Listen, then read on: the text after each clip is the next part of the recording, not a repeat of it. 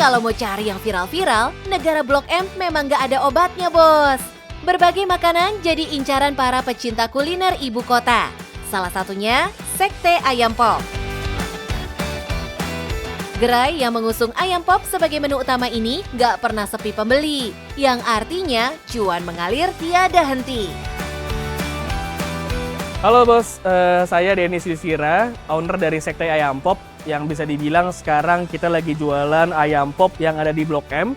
Dan untuk kedepannya ini saya bakal ngobrol-ngobrol gimana mengenai bisnis Sekte Ayam Pop dan apa sih menu-menu kita.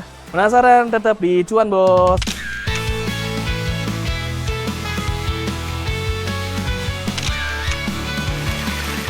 Bos, dari sekian banyak makanan yang dijual di Blok M, Sekte Ayam ini jadi salah satu favorit pengunjung.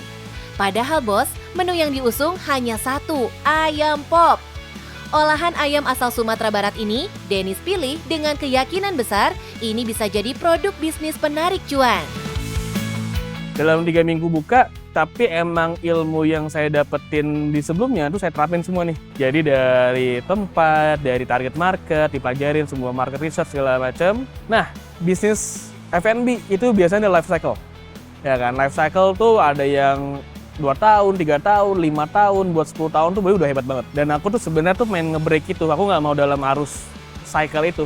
Jadi nanti ketika Sekte Ayam Pop cycle bisnisnya udah habis, itu bakal ada di backup sama sekte-sekte yang lain. Dan itu kan pasti ngikutin zaman.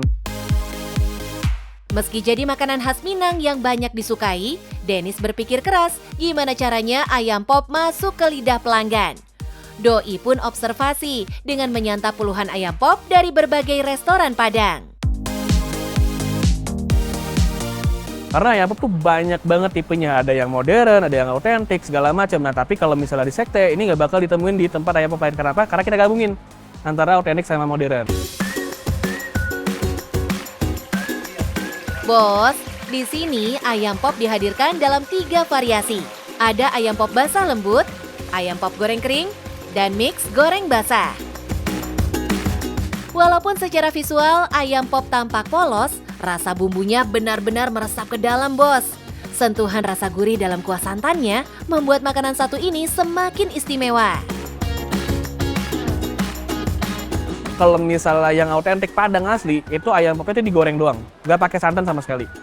Tapi kalau yang modern, yang di Jakarta, yang di Medan, Palembang, itu tuh pakai santan. Ada kaldu santannya. Nah, ini saya gabungin digoreng dulu salayang, cuman 30 detik, habis itu dikasih bumbu santan. Itu yang ngebedain.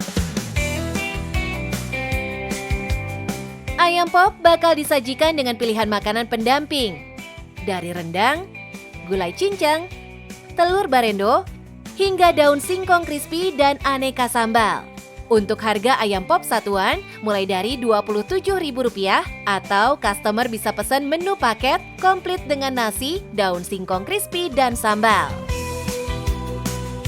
Kenapa kayak gitu? Karena saya nge-capture nih banyak orang yang suka Sekte Ayam Pop, tapi ketika buat take away, buat acara, event, catering, segala macam, alhasil kita nyiapin lah produk-produk yang sekiranya tuh cocok dan punya pilihan dan variasi.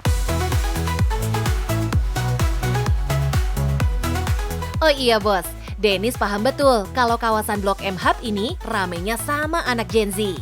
Makanya, Doi mendesain gerainya ini dengan banyak cermin. Jadi anak muda bisa mengabadikan momen untuk konten sosial media mereka.